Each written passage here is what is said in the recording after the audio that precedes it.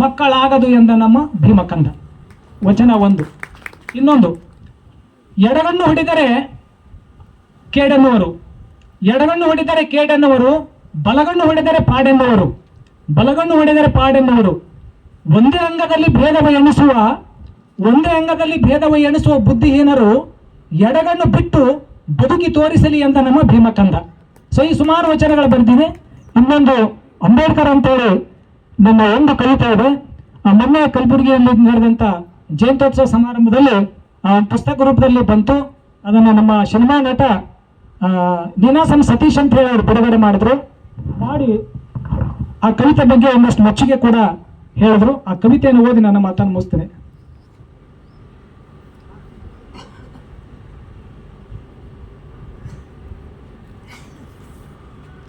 ನನ್ನ ಕವನದ ಶೀರ್ಷಿಕೆ ಅಂಬೇಡ್ಕರ್.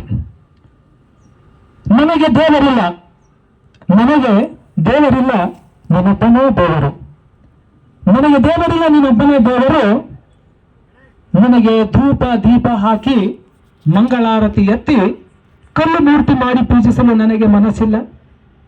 ನನಗೆ ಧೂಪ ದೀಪ ಹಾಕಿ ಮಂಗಳಾರತಿ ಎತ್ತಿ ಕಲ್ಲು ಮೂರ್ತಿ ಮಾಡಿ ಪೂಜಿಸಲು ನನಗೆ ಮನಸ್ಸಿಲ್ಲ. ಅದರ ಬದಲಾಗಿ ನನ್ನ ಜ್ಞಾನದ ಕಿರಣಗಳನ್ನು ಅಂಧಕಾರದಲ್ಲಿರುವ ನನ್ನವರ ಗುಡಿಸಲಿಗೆ, ಅದರ ಬದಲಾಗಿ ನಿನ್ನ ಜ್ಞಾನದ ಕಿರಣಗಳನ್ನು ಅಂಧಕಾರದಲ್ಲಿರುವ ನನ್ನವರ ಗುಡಿಸಲಿಗೆ ಕೊಂಡೊಯ್ಯಲು ನಾ ಹವಣಿಸುವೆ.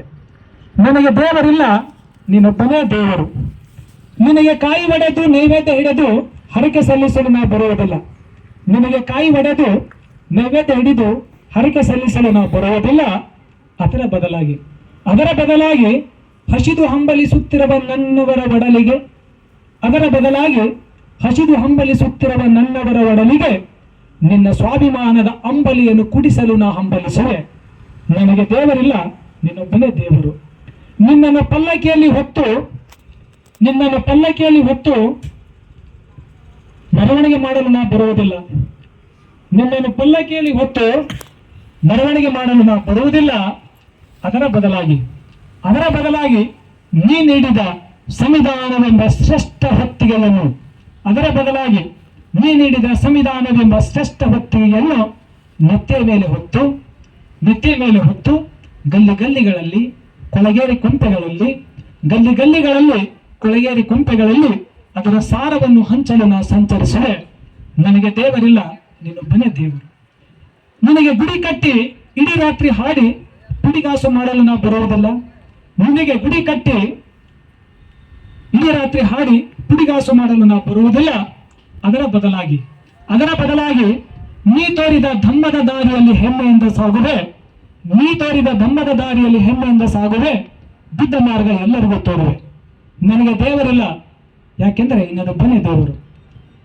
ಯಾಕೆಂದರೆ ಹಸಿದ ಹೊಟ್ಟೆಗೆ ಅನ್ನ ಕೊಟ್ಟೆ, ಮೈ ತುಂಬ ಬಟ್ಟೆ ಕೊಟ್ಟೆ.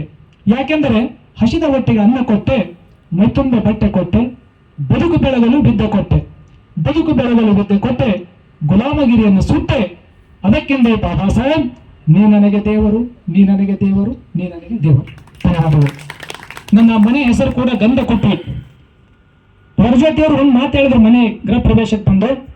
ನಾನು ಸುಮಾರು 1000 ಗೃಹ ಶಾಂತಿ ಪ್ರವೇಶ ಮಾಡಿರ್ಬೇಕು ಕರ್ನಾಟಕದಲ್ಲಿ. ಗಂಧಕುಟ್ಟಿ ಅನ್ನುವಂಥ ಮನೆ ಕಂಡಿದ್ದು ಕೇವಲ ಕಲಬುರಗಿಯಲ್ಲಿ. ಅದು ರಾಜಶೇಖರ್ ಬಾಂಗ್ಸರ್ ಮನೆ ಅಂತ ಹೇಳಿದ್ರು. ನನಗೆ ತುಂಬ ಖುಷಿ ಆಯಿತು. ಹೀಗಾಗಿ ತಾವು ಯಾವಾಗಾದರೂ ಕಲಬುರಗಿಗೆ ಬಂದರೆ ನನ್ನ ಉಪವಾಸಕ ಬಂಧುಗಳಲ್ಲಿ ವಿನಂತಿ, ತಾವು ನಮ್ಮ ಮನೆಗೆ ಬಂದು ಹೋಗಬೇಕಾಗಿ ನಿಮ್ಮಲ್ಲಿ ವಿನಂತಿ ಮಾಡ್ತಾ, ನನಗೆ ನಿಮ್ಮ ಜೊತೆ ನನ್ನ ವಿಚಾರಗಳನ್ನು ಅನುಭವಗಳನ್ನು ಹಂಚ್ಕೊಳ್ಳಿಕ್ಕೆ ಅನುವು ಮಾಡಿಕೊಟ್ಟಂಥ ನನ್ನ ಅಕ್ಕ ಡಾಕ್ಟರ್ ಪುಟ್ಟಮಣಿ ದೇವದಾಸ್ ಮೇಡಮ್ ಅವರಿಗೂ ಮತ್ತು ಅವರೆಲ್ಲ ರೂಗನ್ ಪರಿವಾರದವರಿಗೂ ತಮಗೂ ನನ್ನ ಮತ್ತೊಮ್ಮೆ ಜೈ ಭೀಮ್ ವಂದನೆಗಳನ್ನು ಹೇಳಿ ನನ್ನ ಮಾತನ್ನು ಮುಗಿಸ್ತೇನೆ. ಜೈ ಭೀಮ್, ಜೈ ಪ್ರಗತಿ.